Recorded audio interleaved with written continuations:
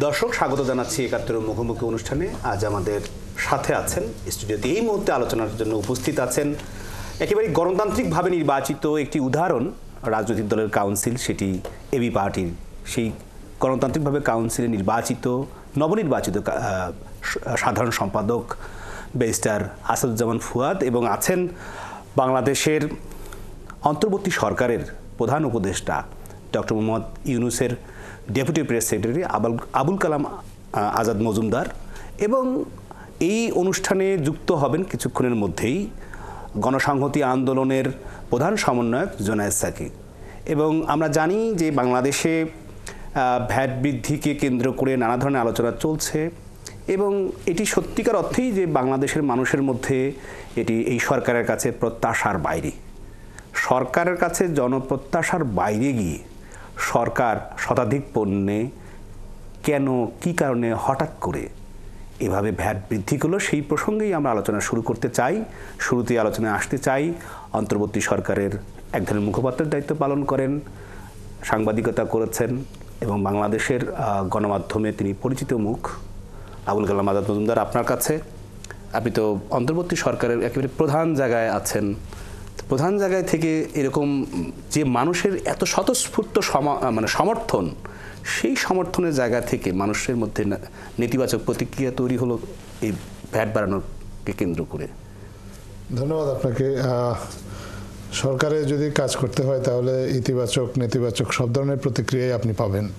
এটা নিয়ে আসলে মনোকষ্ট পাওয়ার কিছু নেই।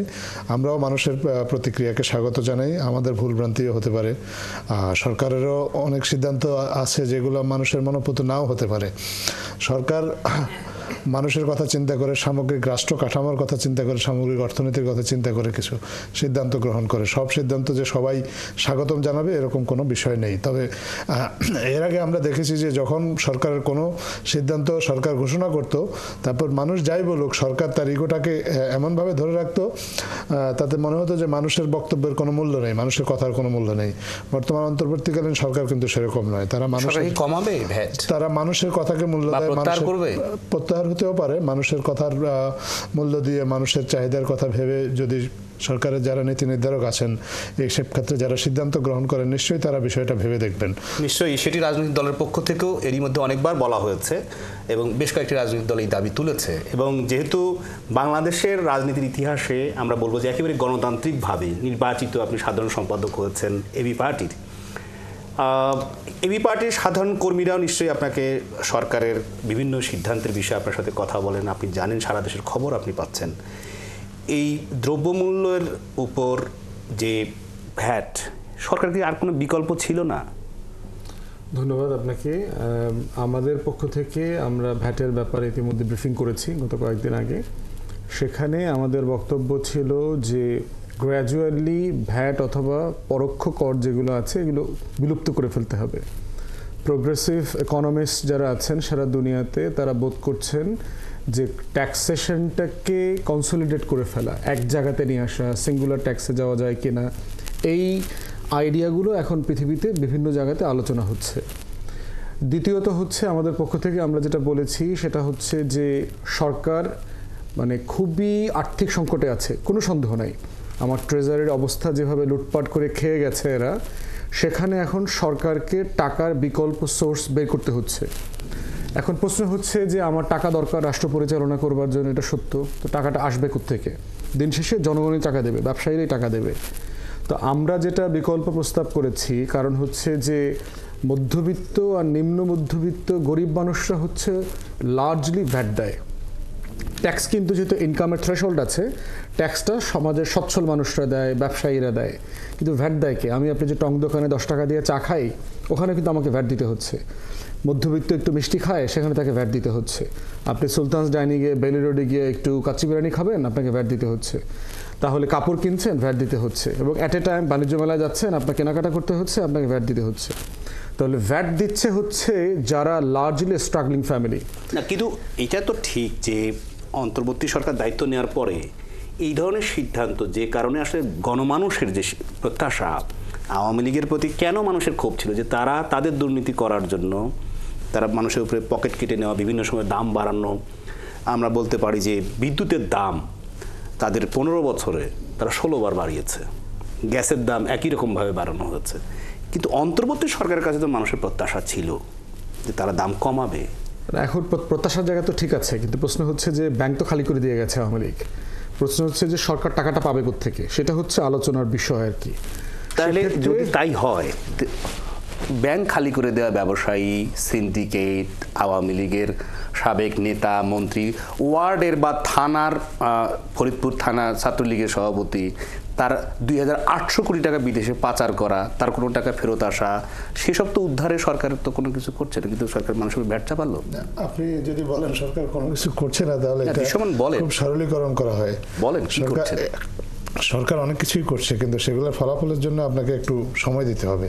এগুলা আপনি যদি মনে করেন যে এই সরকার আওয়ামী লীগ সরকারের মতো জনগণের কাছ থেকে বা কারো অভিযোগ বা কাউকে আপনার পছন্দ হলো না, আপনি তার কাজটা কি করছেন যে মানুষের ব্যাংক লুটেরা, মানুষের অর্থ লুট করে যারা বিদেশে পাচার করেছে, তারা অনেকে বাংলাদেশে আছে, তাদের সম্পদ আছে, বিদেশ থেকে টাকা ফিরিয়ে আনার বিষয়ে এই বিষয়ে একটা টাস্ক ফোর্স গঠন করা হয়েছে এবং টাস্ক ফোর্স যথেষ্ট কাজ করছেন এবং এই কাজের ফলাফলও আমরা আশা করি এক সময় দেখতে পাবো। কতদিন লাগতে পারে? এটার কোনো সুনির্দিষ্ট দিনক্ষণ আমি আপনাকে বলবো না। এটা কোনো ফুটবল খেলা না যে আপনি ধরে নেবেন 90 মিনিটের মধ্যে শেষ হয়ে যাবে। এটা একটা নির্দিষ্ট প্রক্রিয়ার মধ্য দিয়ে আপনাকে কাজ করতে হবে। এগুলোর মধ্যে অনেক কিছু আছে, আইনি প্রক্রিয়া আছে। আপনার এই টাকাটা যে দেশে গেছে সেই দেশ কিন্তু এই টাকার বেনিফিশিয়ারি, এবং তাকেও কিন্তু আমাকে কনভিন্স করতে হবে যে এই টাকাটা অবৈধভাবে আমার দেশ থেকে এসেছে। সে কিন্তু খুব সহজে আপনি গেলেন আর বললেন আপনাকে টাকাটা দিয়ে দেবে, বিষয়টা এরকম না। আপনাকে প্রমাণ করতে হবে যে এই টাকাটা অবৈধভাবে বাংলাদেশ থেকে পাচার হয়েছে, এবং এই প্রথমত টাকাটা লোকেট করতে হবে। লোকেট করার পর এটা অবৈধ সেটা প্রমাণ করতে হবে, তারপর সেটাকে ফিরিয়ে আনার ব্যবস্থা করতে হবে। এগুলো চটজলদি কোনো কিছু হয় না, নিশ্চয় সময় লাগবে। এবং অন্তর্বর্তী সরকারের প্রধান উপদেষ্টা নোবেলজয়ী ডক্টর মোহাম্মদ ইউনূস যেহেতু আন্তর্জাতিকভাবে উনি খুবই গ্রহণযোগ্য একজন মানুষ, তো তার নেতৃত্বে সেটি ফেরত আসবে এটি মানুষ প্রত্যাশা করে। বিভিন্ন জায়গায় সেটি বলেও মানুষ বিভিন্ন আলোচনায়। আজ সকালের দিকে সেন্টার ফর পলিসি ডায়ালগ সিপিডির সম্মানীয় ফেলো দেবপ্রিয় ভট্টাচার্য, তিনি এই সরকারের অন্তর্বর্তী সরকারের এটি কমিটির দায়িত্ব ছিলেন, অর্থাৎ দুর্নীতি অনিয়মের শ্বেতপত্র প্রকাশের তিনি দায়িত্বে ছিলেন। তিনি বলছেন যে অন্তর্বর্তী সরকারের অযোগ্যতা বা অদক্ষতার কারণে এই ভ্যাট সহ নানান বিষয়ে জনগণ কষ্ট পাচ্ছে, জনগণ ভোগান্তির মধ্যে পড়ছে। সরকারের অদক্ষতা বা কি দেখেন আপনি? প্রথমত হচ্ছে আগের যেটা ফলো আপ সেটাই বলছি, ওইটা বললে এটা উত্তর হয়ে যাবে আর কি। দেখেন যে সরকার আসলে কি করতে পারতো এখানে। প্রথম যেটা করতে পারতো সেটা হচ্ছে যে বাড়ানোর আগের এক্সিস্টিং যে কাঠামো আছে সেখানে আমাদেরকে ভ্যাট সংশ্লিষ্ট কর্মকর্তারা বলেছেন বাংলাদেশের ভ্যাট পটেনশিয়াল 5 লক্ষ কোটি টাকার উপরে। সেখানে দেখেন আমার টোটাল রেভিনিউ কালেকশন হয় ট্যাক্স ভ্যাট মিলায় হচ্ছে 3,25,000 কোটি টাকা। তার ভিতরে প্রায় 2 লক্ষ কোটি টাকা হচ্ছে ভ্যাট থেকে আসে, প্রায় 50%। তো আমি বর্তমানে যে আমার এক্সিস্টিং কাঠামোতে যে 5 লক্ষ কোটি টাকার ভ্যাট পটেনশিয়াল আছে, আমি এইটাকে কেন এক্সপ্লোর করলাম না? এটা করলেই তো আমার যে ঘাটতি আছে সেই ঘাটতি মিটে যায়। দ্বিতীয়ত হচ্ছে আগে সরকার বলেছিল যে তারা ভ্যাট কালেকশনের জন্য 10,000 অটোমেটেড মেশিন দিবে, তারা 2,500 মেশিনও দিতে পারে নাই। 10,000 মেশিনের টাকা তারা লুটপাট করে খেয়ে ফেলেছে। তাহলে ভ্যাটটা আপনি কালেকশন যে করবেন সেই প্রসেসটাও আপনি ডেভেলপ করতে পারেন নাই। এখন প্রশ্ন হচ্ছে যে আপনি যদি এখান থেকে ভ্যাটের পরিমাণ বাড়ানো, পার্সেন্টেজ বাড়বে, এতে কিন্তু আপনার আয়টা বাড়ছে না, আদায়টা বাড়ছে না। কারণ আদায় যাদেরকে দিয়ে করবেন, এই যে highly corrupt VAT officials, highly corrupt একটা লয়ার এবং অ্যাকাউন্টেন্টের সিন্ডিকেট আছে সেগুনবাগিচা কেন্দ্রিক এবং এনবিআর কেন্দ্রিক, তাদের থেকে তো আপনি এইটার ফাইলগুলো মুক্ত করতে পারছেন না। আপনার মেশিনারি নাই, আপনার পুরো সিস্টেম নেটওয়ার্ক যেটা করবেন মডার্নাইজ করা সেটা আপনি করেন নাই। তাহলে সরকার যদি গুড ফেইথেও করে থাকে সে তো টাকা আদায় করতে পারবে না। দিন শেষে যেটা হবে, পার্সেন্টেজ বাড়ার কারণে এখানে আরও করাপশন বাড়বে। এই টাকাটা কে খাবে? ওই যে ভ্যাট অফিসিয়াল আছে, ট্যাক্স অফিসার আছে, NBR corrupt, highly corrupt, largely একটা মোটা দাগে, মানে এখানকার পিয়ন থেকে শুরু করে ইট পাথর সবগুলো করাপ্ট, 2-4টা ভালো মানুষ ছাড়া। এইটাকে যদি আপনি সিস্টেমে না আনতে পারেন, আপনি পার্সেন্টেজ আদায় করতে পারবেন না। সরকারের অর্থাৎ কর আদায়ের যে লক্ষ্যমাত্রা সেটা কোনোভাবে পূরণ হবে না সেখানে। আর দ্বিতীয়ত যেটা করা দরকার বলছি সেটা হচ্ছে আমার কস্ট, রাষ্ট্র পরিচালনার কস্ট ডাউনসাইজ করা দরকার, ব্যয় সংকোচন করা দরকার। দেখেন অ্যাট এ টাইম আপনি যখন এই ভ্যাটের উপরে এটা আদায়ের একটা ধার্য দিলেন প্রায় 65টা পণ্য সার্ভিসের উপরে, ঠিক একই 2 দিন 1 দিনের ব্যবধানে আপনি ট্রাকে যে টিসিবির পণ্য বিক্রি হয় গরিব মানুষের জন্য, সেই মানুষগুলোর উপরে আবার এই পণ্য বিক্রিটা বন্ধ করে দিলেন, ট্রাক সার্ভিসটা বন্ধ করে দিলেন। উল্টা দিকে দেখলাম সরকারি কর্মকর্তা কর্মচারীদের মহার্ঘ ভাতার জন্য 7,500 কোটি টাকা বাজেট করছেন। তাহলে আপনি ভ্যাট থেকে 12,000 কোটি টাকা এক্সট্রা আদায়ের উদ্যোগ নিচ্ছেন, তা আপনি এটা ব্যয় সংকোচনটা কোথায় করলেন? আমলাদের ক্ষেত্রে করলেন না, যারা ঝড়ে বৃষ্টিতে রোদে 6 ঘন্টা দাঁড়ায় থেকে 1,500 টাকার পণ্য কেনে, তাকে আপনি গলায় পা দিলেন। তাহলে রাষ্ট্রে যে এই যে দেবপ্রিয় আজকে যেটা বলেছে যে সরকার গুড ফেইথে একটা জিনিস করবার চেষ্টা করছে, কিন্তু তাকে ব্যাডলি অ্যাডভাইস করছে, আমলারা অ্যাডভাইসই করছে, ব্যাডলি অ্যাডভাইস করছে যে কোনটা করা দরকার। আপনি গরিব মানুষের ট্রাকে চাল ডাল কেনা বন্ধ করে দেবেন, না আপনি সচিবের গাড়ির মেনটেন্যান্সের জন্য যে প্রতি মাসে 50,000 টাকা দেন সেই টাকাটা বন্ধ করবেন? তো আমরা বলছি যে সরকারকে ডাউনসাইজ করতে হবে, আমার ব্যয় সংকোচন করতে হবে, অস্টারিটি দরকার। আমি এক লাইনে আপনার কাছে জানতে চাই যে অন্তর্বর্তী সরকার তো গণমানুষের সমর্থনের সরকার, এবং আপনারা বারবার বলছেন যে প্রশাসনের মধ্যে এখনো ভূত আছে, এখনো সেই দোসর আছে। সেই প্রশাসন প্রীতি যেটি আওয়ামী লীগ প্রশাসনের উপর নির্ভর করেই ক্ষমতায় ছিল 15.5 বছর ভোট ছাড়া, অন্তর্বর্তী সরকারও তো সেই একই রকম যে প্রশাসনে কর্মরতদের ফেভার করছে এক ধরনের জনগণকে বাদ দিয়ে বা জনগণের উপর কর চাপিয়ে। কি বলবেন? আপনি এক লাইনে জানতে চেয়েছেন উত্তর, কিন্তু প্রশ্নটা হয়ে গেছে আপনার 3 লাইনে।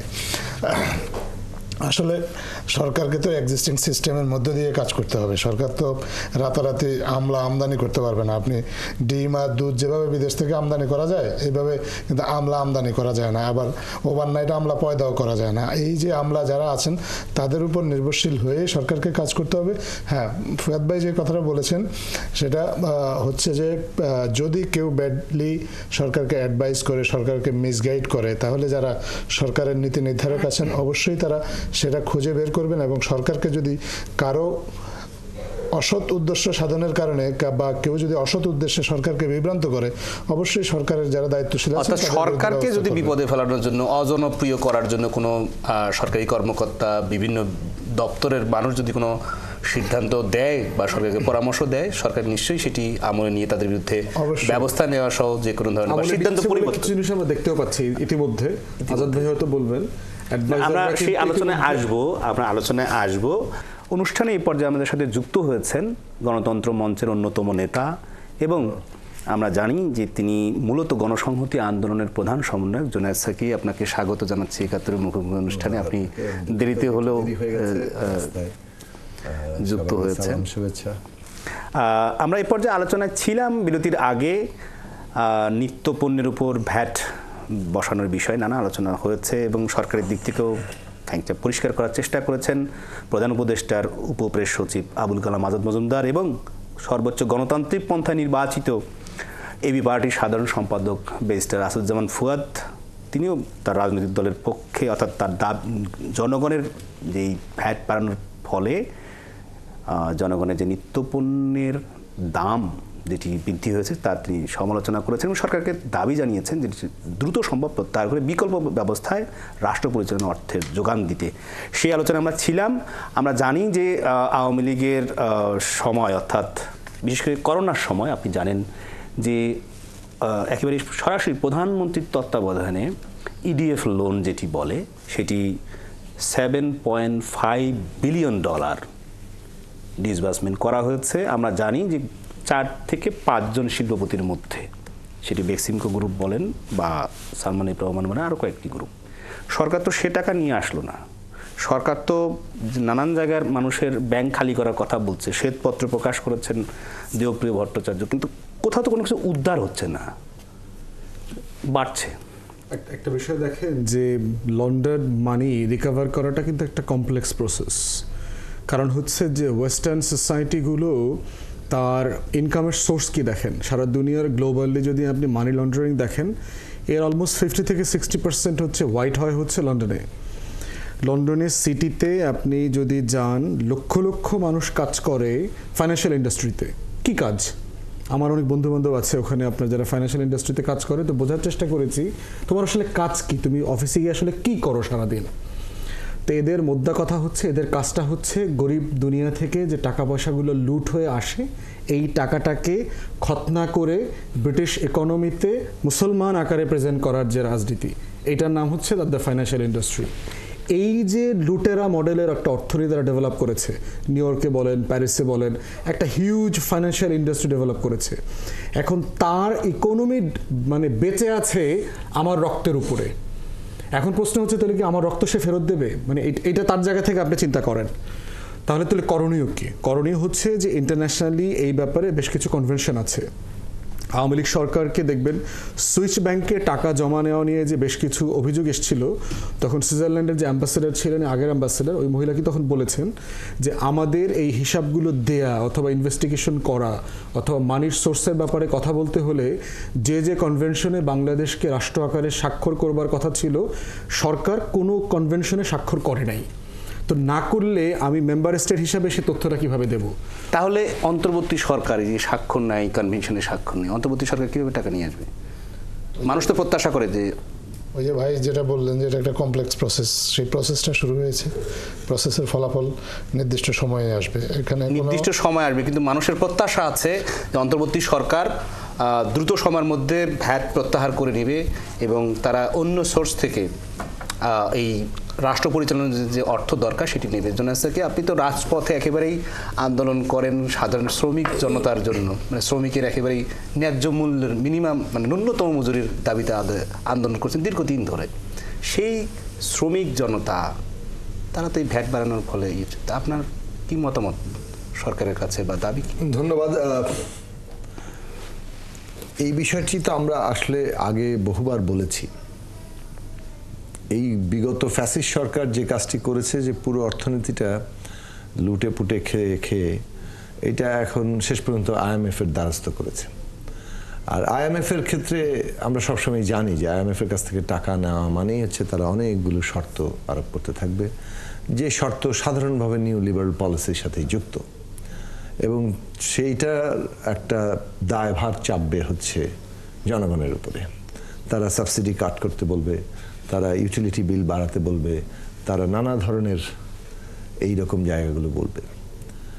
তো সেটার ক্ষেত্রে আমরা দেখেছি যে বিগত সরকার আমলেই শুরু হয়েছিল আইএমএফের শর্ত পূরণের কারণে নানা ধরনের বৃদ্ধি, এবং এই সরকারকেও আইএমএফের শর্ত পূরণে তাদের অনেকগুলো জায়গাতে যেতে হচ্ছে।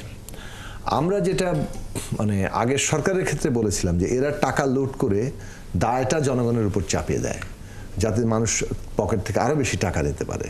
মানে এরা লুট করবে আর মানুষের পকেট কেটে সেটাকে পূরণ করা হবে। ঠিক যেমনটা ধরেন সরকার তৃতীয় চতুর্থ শ্রেণীর কর্মচারী থেকে শুরু করে আউটসোর্সিং মানুষকে টাকা পয়সা দেয় না, ঠিকঠাক মতো বেতন দেয় না, মিনিমাম সম্মানজনক বেতন যেটা হওয়া দরকার বাঁচার মতো সেই জায়গাটা ব্যবস্থা করে না, বলে যে এটাতে আমাদের খরচ অনেক বেড়ে যাবে। কিন্তু ওই অফিসগুলোতে যান, তারা সবাই কিন্তু পাবলিকের কাছ থেকে ট্যাক্সটা তোলে, মানে প্রাইভেট ট্যাক্স আকারে সবাইকে ঘুষ দিতে হয়, একটু স্পিড মানি দিতে হয় কাজকর্ম করার জন্য। সো আমরা এই যে পাবলিক প্রাইভেট ট্যাক্স সেটার মধ্যে চলি, দুঃখিত।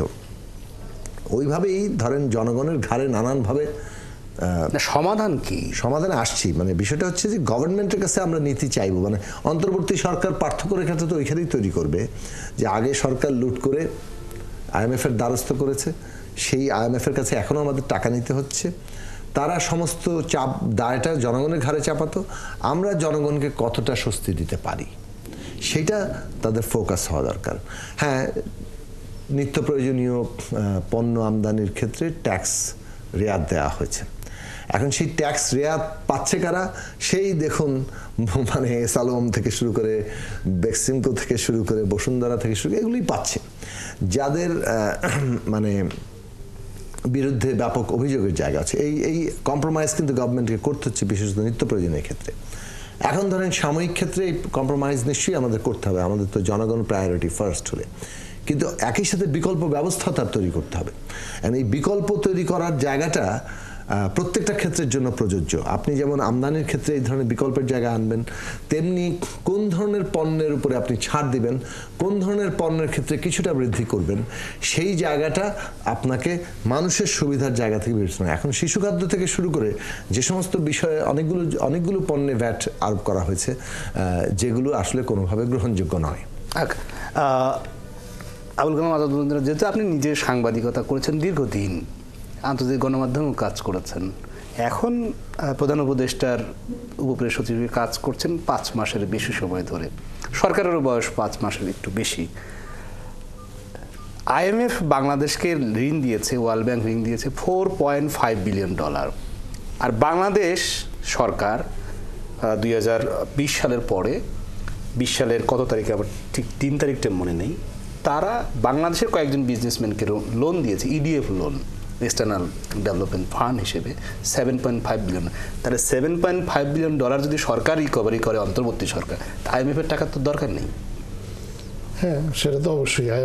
সেই লোনটা রিকভারি করা গেলে তো IMF এর টাকা দরকার নেই। আর আপনি যেভাবে বলেছেন যে IMF বাংলাদেশকে $4.5 বিলিয়ন ঋণ দিয়েছে, এটাও আসলে তথ্য হিসেবে সঠিক নয়। প্রথমত অঙ্কটা হচ্ছে $4.7 বিলিয়ন, কিন্তু এই অঙ্কের মাত্র 2টা ইনস্টলমেন্ট এখন পর্যন্ত পাওয়া গেছে, আরো অনেকগুলো ইনস্টলমেন্ট কিন্তু বাকি আছে। সো IMF ঋণ দিয়ে দিয়েছে এটা বলা ঠিক না, ঋণটা মঞ্জুর করেছে। ঋণ মঞ্জুর করা আর ঋণ দিয়ে দেওয়া দুইটার মধ্যে তফাৎ আছে। আর IMF যে ঋণটা মঞ্জুর করেছে এটা আসলে বাজেট সাপোর্ট হিসেবে মঞ্জুর করেছে। কিন্তু আমার প্রশ্ন ছিল IMF এর 4 আমি বলছি 5, আপনি বলছেন 7, সেটি একটি সংখ্যা বিতর্ক। কিন্তু EDF লোন যেটি শেখ হাসিনা তার নিজের তত্ত্বাবধানের 5 জন ব্যবসায়ীকে দিয়েছেন, $7.5 বিলিয়ন, সেই টাকা নিয়ে আসার ব্যাপারে আমাদের ফেডারেল রিজার্ভ ব্যাংক থেকে সেটা ডিসবার্স করা হয়েছে। সেই টাকাটা আনার জন্য সরকার, অন্তর্বর্তী সরকার ব্যবস্থা নিচ্ছে। আপনি যত সরলীকরণ করছেন বিষয়টা অত সরল না। যদি সরলই হতো তাহলে তো আমাদের দেশে 2.5 লক্ষ কোটি টাকা খেলাপি ঋণ আছে, ওই টাকা আদায় করলে আর আপনার দেশে কোনো ভ্যাট ট্যাক্সেরই প্রয়োজন হয় না। করছেন না কেন? সেটা তো সরকার তো তার নির্দিষ্ট, তাহলে সরকারের ভ্যাট ট্যাক্সের NBR থেকে শুরু করে এতগুলো গোয়েন্দা সংস্থা, শুল্ক গোয়েন্দা সংস্থা সহ এত বড় ডিপার্টমেন্ট, হাজার কোটি টাকা অর্থ ঋণ আদালতের আদেশে আটকে আছে। আপনি এগুলো তো আইনি প্রক্রিয়া মেনে আপনার টাকাটা আনতে হবে। আপনি চাইলেন আর আরেকজনের টাকাটা আপনি নিয়ে নিলেন, এটা তো কোনো মানে গণতান্ত্রিক শাসন ব্যবস্থা, এটা সম্ভব না। এটা সরকারকে আইন মেনে কাজ করতে হবে। দেশে যেহেতু আইন আছে, আইন অনুযায়ী সরকারকে, নিশ্চয়ই সরকার আইন অনুযায়ী সেটা করছে, কিন্তু হয়তো বা সংবাদ আপনি পাবলিকলি বলতে চাচ্ছেন না অনেক কিছুই, আমরা যেহেতু সংবাদে কিছুটা দেখেছি। বেশি আছে যেমন ফুয়াদ, আপনি যেহেতু পড়াশোনা করেছেন লন্ডনে, আপনার অনেক মানুষ পরিচিত, লন্ডনের সংবিধান, তাদের পার্লামেন্ট সিস্টেম, বাংলাদেশি বংশোদ্ভূত সাবেক প্রধানমন্ত্রী যিনি পালিয়ে গেছেন, শেখ হাসিনা ভারতে আছে, তার বোন অর্থাৎ শেখ রেহানার মেয়ে টিউলি সিদ্দিকী দুর্নীতির দায়ে নানান অভিযোগ উঠেছে, তারপর পদত্যাগ করেছে। পরবর্তীতে কি হবে আসলে? আইন, সেখানকার আইন বা আমাদের দেশে কি সেটা পূর্ণ প্রভাব পড়ে বাংলাদেশিদের সম্পর্কে? না, এটা খুব ছোট একটা ঘটনা ইংল্যান্ডের জায়গাতে। সে একজন খুব জুনিয়র মিনিস্টার এবং খুবই insignificant in terms of political class. যেটা হচ্ছে যে আপনার তার পলিটিক্যাল ক্যারিয়ার শেষ আর কি, যদিও তার হয়তো এখনও MP পদে আছেন, ব্যাকবেঞ্চে চলে গেছেন ফ্রন্ট থেকে। তো ব্যাকবেঞ্চার হলেও তার লেভেলে যে পরিমাণ সমালোচনা হয়েছে এবং এই ধরনের ঘটনা ঘটার পরে ইংল্যান্ডের এস্টাবলিশমেন্টের কাছে সে আর মুখ দেখাইতে পারবে না, ডিসগ্রেসড। এবং এই ধরনের শত শত MPদের উত্থান পতন আমাদের পড়ালেখার সময়টাতে আমরা সেখানে দেখেছি। দ্বিতীয় যেটা হতে পারে সেটা হচ্ছে বিচারের প্রশ্ন। একটা হচ্ছে যে আপনার মিডিয়াতে একটা সাবস্ট্যান্টিভ অ্যাপারেন্ট এভিডেন্সের উপরে ভিত্তি করে তার বিরুদ্ধে যে খবরগুলো এসছে সেটা এত ডমিনেন্ট হয়ে গেছে যে তাকে নিজেকেও পার্লামেন্টারি যে এথিক্স কমিটি আছে, অম্বার্সম্যান আছে, তার কাছে রেফার করতে হয়েছে। এইটা এখন আপনার অ্যান্টি করাপশন এজেন্সি আছে, তারা এটা দেখবে। পুলিশ স্কটল্যান্ড ইয়ার্ড এটা দেখতেছে যে আপনার এখানে কোনো ক্রিমিনাল অফেন্স সংগঠিত হয়েছে কিনা। আর এর বাইরে যেটা হচ্ছে যে ডোমেস্টিক পলিটিক্সে তো আপনার পাওয়ার পলিটিক্সের একটা জায়গা আছে, যে ওখানে এখন আপনার টোরির অপোজিশনে আছে, লিবডেম অপোজিশনে আছে। হিস্টোরিক্যালি তার এই সিটটাতে কিন্তু আপনার লিবডেমের MP ছিল, বহু বছর ছিল, টোরিরা ছিল এক সময়। আওয়ামী লীগ যেটা করেছে ওখানে নিজের দলের শত শত পারহাপস হাজার নেতাকর্মীকে ওই যে আপনার অ্যাড্রেস চেঞ্জ করে দিয়ে ওই এলাকাতে এনে ভোটার বানাইছে টিউলিপকে জেতানোর জন্য। তো যেহেতু এখানে আপনার খুব স্মল কনস্টিটিউয়েন্সিতে জেতা যায়, 19,000-23,000 ভোটে জেতা যায়, তো এরকম একটা জায়গায় কয়েক হাজার ভোট যদি আপনি ম্যানিপুলেট করতে পারেন বিভিন্ন এলাকা থেকে এনে, তাহলে জেতার সুযোগ ছিল। সেটা তো নির্বাচনী প্রক্রিয়া বলছেন, আমি আলোচনায় আপনার সাথে এই জন্য বলছি যে এটাই তার ফিউচার, তার পলিটিক্যাল ফিউচার অ্যাট দ্য বে, বিকজ তার এই করাপশনগুলো যে সে কীভাবে ম্যানিপুলেটেড হয়ে ইলেক্টেড হয়েছে এটা আসছে অলরেডি। এই জন্য ফিউচারে টরি এবং লিবডেম তার পলিটিক্যাল ক্যারিয়ার খেয়ে ফেলবে, এটা অলসো অলরেডি ডান। ওকে, খেয়ে ফেলবে টরি অথবা কনজারভেটিভ পার্টি বা লেবার পার্টি, সেটি আমরা বাংলাদেশে টিউলিপ সিদ্দিকীর যে ফ্ল্যাট নেওয়া, যে ধরনের ঘটনা, অর্থ নেওয়া, রূপপুর পারমাণবিক বিদ্যুৎ কেন্দ্র থেকে টাকা নেওয়া, এইসব বিষয়ে শায়ান রহমান অর্থাৎ সালমান এফ রহমানের নাম সহ বেশ কয়েকজন ব্যবসায়ী, বাংলাদেশি ব্যবসায়ীর নাম উঠেছে। সরকারের দিক থেকে আপনি কোনো ব্যবস্থা নিতে দেখেছেন এইসব ব্যবসায়ীদের বিরুদ্ধে, যারা তাকে টাকা পৌঁছে দিয়েছে, ঘুষের টাকা, কমিশনের টাকা লন্ডনে? না দেখুন, মানে দুর্নীতি, লুটপাট, এটাই তো ছিল এই ফ্যাসিস্ট শাসনের অন্যতম একটা কি বলে প্রেরণা বলেন, ফিডিং বলেন, অর্থাৎ মানে সেটা যে টিকে আছে, সেটাকে কন্টিনিউয়াসলি এই যত বেশি দুর্নীতি করা গেছে, দুর্নীতির ভাগ বটরা দেওয়া গেছে, ততই তো টিকে থাকার একটা শক্তি পেয়েছে। তো আমরা এই কথাটা বহুদিন থেকে, বিশেষত 14 সালের পর থেকে আমি নিজে মনে আছে, আমরা এই সরকারের টিকে থাকার কৌশল নিয়ে আলোচনা করছিলাম, যে তারা নিজেরাই কেবল তাদের শাসনের একটা পলিসি হচ্ছে যে লুট করো এবং সবাইকে কিছু না কিছু ভাগ দাও, যতগুলো ক্ষমতার খুঁটি আছে সেখানে সবাইকে ভাগ দাও, যাতে করে তারা এই পুরো ফ্যাসিস্ট ব্যবস্থাটার অংশীদারে পরিণত হয় এবং এটাকে টিকিয়ে রাখার জন্য তারাও প্রাণান্ত করে। এই কারণে আমরা দেখেছি কিভাবে সবাইকে বেশ এই ব্যবস্থা রক্ষা করার জন্য কাজ করতে, এখনও কাজ করে যাচ্ছে, লুকিয়ে আছে বিভিন্ন জায়গায়, কিন্তু তারা এখনও নানানভাবে কাজ করছে। এখন এই ধরনের মধ্যে তো এই যে এসালম, বেক্সিমকো, বসুন্ধরা, এই ধরনের বড় কোম্পানিগুলোর তাদের সাথে আরও অনেকেই আছে যারা আসলে বেসিক্যালি এইগুলোর এক ধরনের প্রকাশ্য, মানে কোনো রকম রাগঢাক ছেড়ে এই পুরো ক্রনি একটা পোষ্য অর্থনীতির কেন্দ্রে পরিণত হয়েছিল। তারাই সবকিছু ভাগবটরা করত, কাকে কোনটা দিবে এবং নিজেদের জায়গাগুলো নিয়ে নিত। এইটা জবাবদিহিতার আওতায় আনা, এইটা এই সরকারের জন্য যেমন তেমনি মানে পরবর্তী যে কোনো সরকারের জন্য একটা গুরুত্বপূর্ণ কাজ। এইটা যদি আমরা না করতে পারি, তাহলে এই যে অনেক রকম সংস্কারের কথা বলা যাচ্ছে, এই সংস্কার কিন্তু কেবল আইনি ব্যাপার নয়, সংস্কার একটা প্রথমমুখীভাবে রাজনৈতিক, কিন্তু এর আলটিমেট ইম্প্যাক্টটা কিন্তু আর্থসামাজিক ব্যবস্থায় আসতে হবে। আমরা কিভাবে সমাজের উৎপাদন প্রক্রিয়া চলছে, বন্টন চলছে, সম্পদ সৃষ্টি চলছে এবং সেটার বন্টন চলছে, এইটা খুব গুরুত্বপূর্ণ। এইখানে পুরো উৎপাদন প্রক্রিয়া এবং বন্টনে একদল ক্রনি তারা পুরো দখল কায়েম করেছিল। এটা না ভাঙা গেলে এবং কিছু লোক যদি বিচারের আওতায় না আসে, জবাবদিহিতার আওতায় না আসে, তাহলে পুরো ব্যবস্থাটা আবার নিজেকে মানে পুনরুৎপাদিত করবে, পুনরায় আবার নিজের। তাহলে যারা এটা সরকারের অগ্রাধিকার হতে হবে। সরকারের অগ্রাধিকার কি এসবের মধ্যে আছে? অবশ্যই আছে অগ্রাধিকার। অগ্রাধিকার না থাকলে এই প্রক্রিয়াগুলো নিয়ে আপনি কীভাবে কথা বলছেন? আপনি গত কয়েকদিন আগেও আপনি দেখেছেন যে এসালমের ৩,৫০০ কোটি টাকা শেয়ার জব্দ করা হয়েছে। টিউলিপ সিদ্দিকের যে আপনার তাকে যে পদত্যাগ করতে হয়েছে, সরকারের বাংলাদেশ সরকারের পক্ষ থেকে তার বিরুদ্ধে দুর্নীতির অভিযোগটা আনা হয়েছে এবং তার বিরুদ্ধে দুর্নীতির তদন্তটা প্রথম বাংলাদেশে ইনিশিয়েট করা হয়েছে। বাংলাদেশের দুর্নীতিটা ইনিশিয়েট করার ফলে ব্রিটিশ প্রেস এখান থেকে কিউ নিয়ে তারপর তারাও দুর্নীতিতে তার দুর্নীতির খোঁজখবর নেওয়া শুরু করেছে এবং পরবর্তীতে দেখা গেছে যে তিনি আর আসলে ব্যাপক আকারে দুর্নীতির সাথে জড়িত, যে কারণে তাকে শেষ পর্যন্ত পদত্যাগ করতে হয়েছে।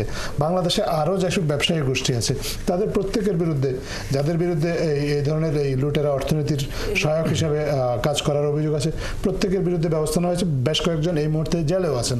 তো আপনি যদি সরকার এই বিষয়টাকে প্রায়োরিটি না দেয়, তাহলে বেক্সিমকো, সালমান এফ রহমান তো এখন জেলে থাকতেন না, উনি মুক্ত বাতাসে ঘুরে বেড়াতেন।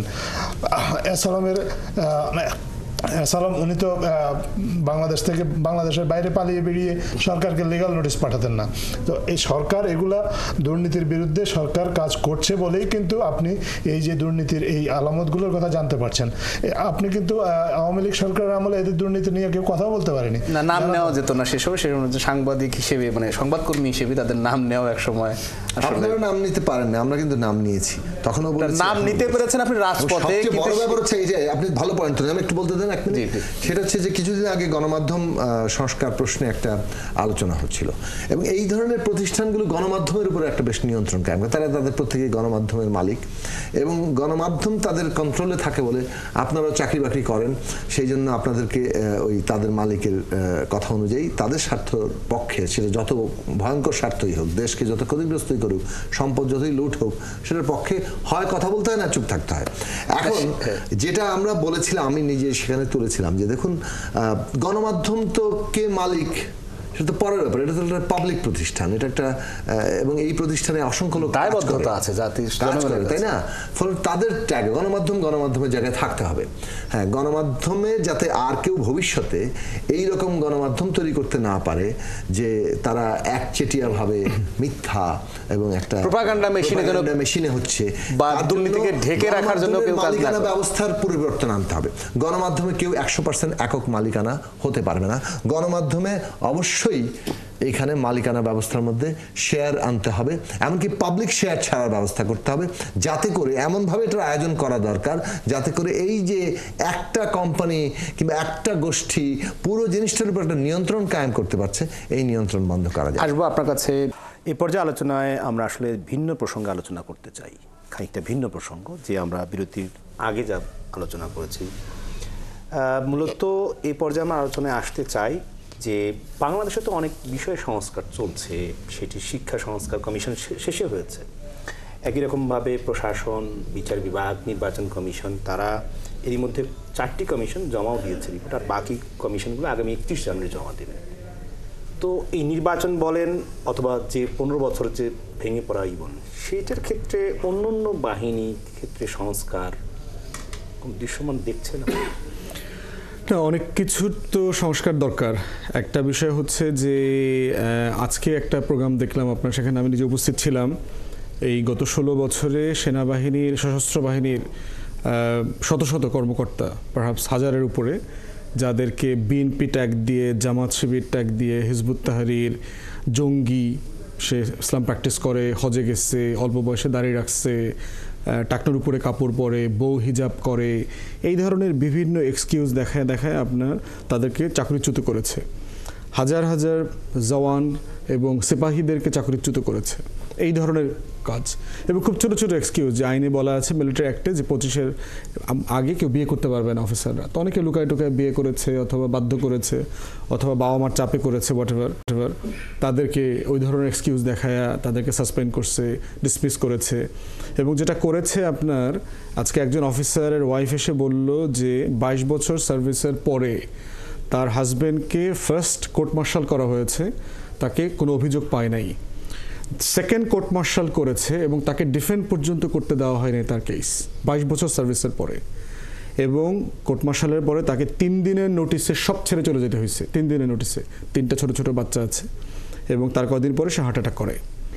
তো এখন প্রশ্ন হচ্ছে যে আপনি যদি কারো অপরাধ থেকে থাকে, সেটা তো ন্যায্যতার ভিত্তিতে সমাধান করতে হবে। একটা মানুষ 22 বছর চাকরি করেছে, পেনশনের এই টাকাটা তো তার বেতনের টাকা থেকেই তো জমা হয়েছে, তাহলে তাকে পেনশনটা কেন দিচ্ছেন না?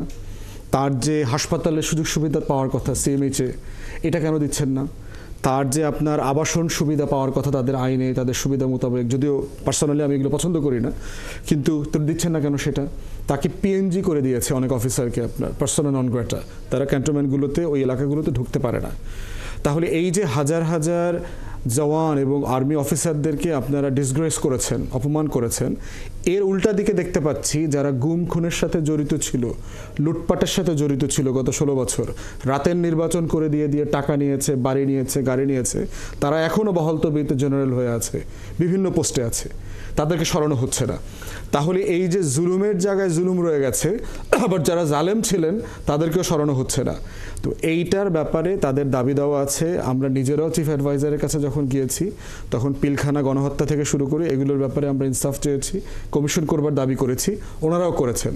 আমরা আশা করছি তত্ত্বাবধায়ক অন্তর্বর্তীকালীন সরকার যারা আছেন তারা এটাতে একটা সিভিলিয়ান লেড ইনভেস্টিগেশন কমিশন করবেন, কারণ মিলিটারি এস্টাবলিশমেন্ট এবং গোয়েন্দা সংস্থা চাচ্ছে না এগুলো রিজলভ করতে।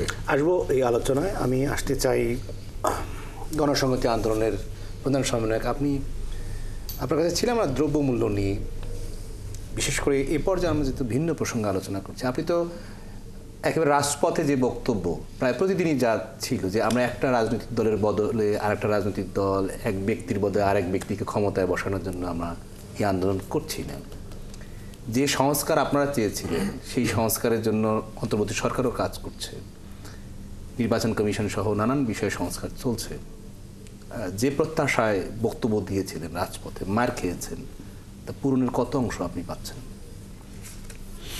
না, সংস্কারের যে প্রত্যাশা মানুষের মধ্যে তৈরি হয়েছে, আমি মনে করি যে 7ই জানুয়ারি কিংবা তার পরবর্তী অর্থাৎ জুলাইয়ের অভ্যুত্থানের আগে আমরা যে রাজনৈতিক সংগ্রাম করছিলাম সেটা তো পলিটিক্যাল পার্টিগুলোর মধ্যে এক ধরনের থাকে না যে আপনার যা মত আছে 10 জনের যা মত আছে সেখান থেকে কমন মিনিমামেই তো একটা ঐক্য হয়।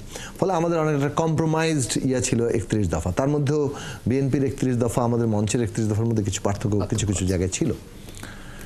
এখন জুলাই আগস্টের অভ্যুত্থান মানুষের প্রত্যাশা, আশা, স্বপ্ন এটাকে আরেকটু প্রসারিত করেছে। 31 দফা প্লাস আছে, 31-এ আটকে নেই, আর 31 থেকে আরও বেশি মানুষ কিছু চায়।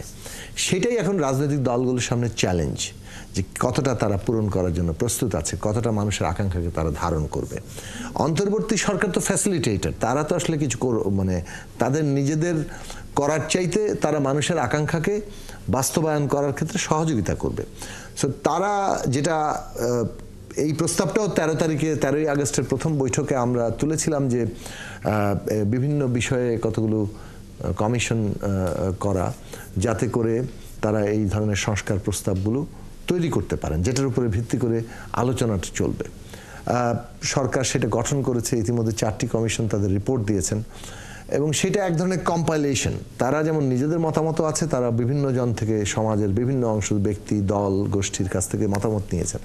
এখন সেই প্রস্তাবগুলো নিয়ে বিভিন্ন পক্ষের মধ্যে আলোচনা হবে। সরকার সেটা ফেব্রুয়ারি থেকে শুরু করবে বলে বলেছেন। সেখানে যেটা ঘটবে সেটা হচ্ছে কমন মিনিমাম একদিকে হবে, কতগুলো বিষয় ঐক্যমত্য হলো, আরেকটা দিকে থাকবে হচ্ছে যেগুলোতে ঐক্যমত্য হয়নি। যেগুলো ঐক্যমত্য হয়েছে সেগুলো একটা ন্যাশনাল চার্টার হয়ে যাবে, আর যেগুলো ঐক্যমত্য হয়নি সেগুলো অধিকতর আলোচনা, জনমত, সংগ্রাম ইত্যাদি চলবে। এখন ঐক্যমত্যের জায়গার বাস্তবায়ন নিয়ে এখন আলোচনা একটা গুরুত্বপূর্ণ। ঐক্যমত্য কিসে কিসে হবে, কতদূর পর্যন্ত হবে সেটা আমরা ধারণা করতে পারি, কারণ এবং সেইখানে রাজনৈতিক দলগুলোর মধ্যেও আলাপ আলোচনা হওয়া দরকার যে মানুষের আকাঙ্ক্ষা পূরণে আমরা কতটুকু যাব। কিন্তু দ্বিতীয় ধাপটা হচ্ছে যতটুকু আমরা ঐক্যমত্য হলাম কিভাবে কার্যকর হবে। আমরা কি একটা নতুন সংবিধান করব, তার জন্য এই সংবিধান বিলুপ্ত করে গণপরিষদ করব, নাকি আমরা আসলে একটা সংবিধান সংস্কার সভা করব, একটা রিফর্ম অ্যাসেম্বলি করব, যেখানে আমরা এইগুলো বাস্তবায়ন করতে পারবো। কোনো না কোনোভাবে এটা সাধারণ পার্লামেন্ট হলে হবে না। আমি একটা শেষ করি, একটা কথা গুরুত্বপূর্ণ। সাধারণ পার্লামেন্টে অ্যামেন্ডমেন্ট করা যায়। অ্যামেন্ডমেন্ট করা মানে সুপ্রিম কোর্ট বলবে এই যে সাংঘর্ষিক, হ্যাঁ, মানে ওইটা বলার এখতিয়ারটা থাকে। যেমন 15 দিয়ে 13কে বাতিল করা হয়েছে, আবার 15 এখন বাতিল করে দিয়েছে সুপ্রিম কোর্ট আংশিকভাবে। ঠিক তেমনি হয়তো অষ্টাদশ সংশোধনীও কোনোভাবে আবার ভবিষ্যতে বাতিল হতে পারে। তাহলে যেটা করা দরকার, সংবিধান যে জনগণের ইচ্ছা এবং অভিপ্রায়ের প্রকাশ, সেইটা জনগণের ম্যান্ডেট। যখন আপনি রিফর্ম অ্যাসেম্বলি বলছেন, এই রিফর্মটা পিপলের উইল আকারে আসবে। ফলে যে সংবিধান রিফর্ম সংবিধান, এটা পিপলের উইল, এটা সুপ্রিম কোর্ট আর তাকে ওভারটেক করার মতো ওইটা প্রশ্ন করা, সুপ্রিম কোর্ট ওইটাকে রক্ষা করার জন্য ওই রিফর্মড কনস্টিটিউশনকে অভিভাবকত্ব করবে। ফলে আমাদের রিফর্মড অ্যাসেম্বলি অ্যাটলিস্ট দরকার, যাতে সংবিধান বাতিলে অনেকে আগ্রহী নয়, কিন্তু সংবিধান রেখেই সংবিধানের একটা কাঠামোগত মৌলিক সংস্কারের জায়গা, যেগুলো কমন মিনিমাম ঐক্যমত্য হবে, সেটা যাতে আমরা করতে পারি এবং সেটা টেকসই হয়। ফলে সেইটা গুরুত্বপূর্ণ প্রশ্ন বাস্তবায়নের জায়গাতে। এখন আপনি প্রধান সমন্বয়ক জুনায়েদ সাকির বক্তব্য শুনেছেন। একই রকম ভাবে এবি পার্টির সাধারণ সম্পাদক ব্যারিস্টার আসাদুজ্জামান ফুয়াদের বক্তব্য শুনেছেন। সংস্কার, বাস্তবায়ন, দৃশ্যমান, যে ওনাদের সাথে তো যখন সরকার প্রধানের আলোচনা হয়েছে, সর্বসাকুল্যে 50টা সংস্কার কমিশনের প্রস্তাব এসেছিল। তো সরকারের যে জনবল বা সরকার হাতে যে সময়, বা তাতে 50টা বিষয়ে সংস্কার করা সম্ভব নয়। তাও সরকার সর্বসাকুল্যে 15টা বিষয়ের সংস্কার কমিশন গঠন করেছে। এর মধ্যে গুরুত্বপূর্ণ 6টা সংস্কার কমিশনের 4টা অলরেডি রিপোর্ট দিয়েছে, আরও 2টো দিবে। এটা নিয়ে ফেব্রুয়ারি মাসে আলোচনা হবে। সাকিব ভাই যেভাবে তার প্রস্তাবগুলো এখানে বলেছেন, আমরা আশা করি উনি একইভাবে এই আলোচনাটা ওই সময়ে করবেন। আর এই আলোচনাটা শুধু সরকারের সাথে করলে হবে না। সরকার কোনো রাজনৈতিক দলের প্রতিপক্ষ নয় যে আপনি আপনার শুধু ঐক্যমত্য করার জন্য সরকারের কাছে আসবেন। এটা রাজনৈতিক দলগুলোকেও কিন্তু নিজেদের মধ্যে আলোচনা করতে হবে। এবি পার্টির ফুয়াদ ভাই এবং গণসংহতি সমিতির সাকিব ভাই, ওনাদের মধ্যেও আলোচনা করতে হবে, করে ওনাদের মধ্যেও ওনাদেরকেও একটা সিদ্ধান্তে আসতে হবে। ওনারা আসলে সবাই একটা কমন গ্রাউন্ডের মধ্যে পৌঁছাতে হবে, যেটা পরবর্তীতে সরকারকে তারা দায়িত্ব দেবে যে আমরা এই কমন একটা কনসেনসাসে এসেছি, আপনারা এবার এটা বাস্তবায়ন করুন। নিশ্চয়ই এবি পার্টি, গণসংহতি আন্দোলন, বাংলাদেশ জাতীয়তাবাদী দল বিএনপি সহ গণতন্ত্র মঞ্চে থাকা অন্য আরও 6টি রাজনৈতিক দল সহ সমস্ত রাজনৈতিক দল একটা ঐক্যমতে পৌঁছবে এবং জনপ্রত্যাশা জুলাই আগস্টের আন্দোলনের পর যেটি তৈরি হয়েছে সংস্কার নির্বাচন, সেটি রাজনৈতিক ঐক্যমতের ভিত্তিতেই হবে।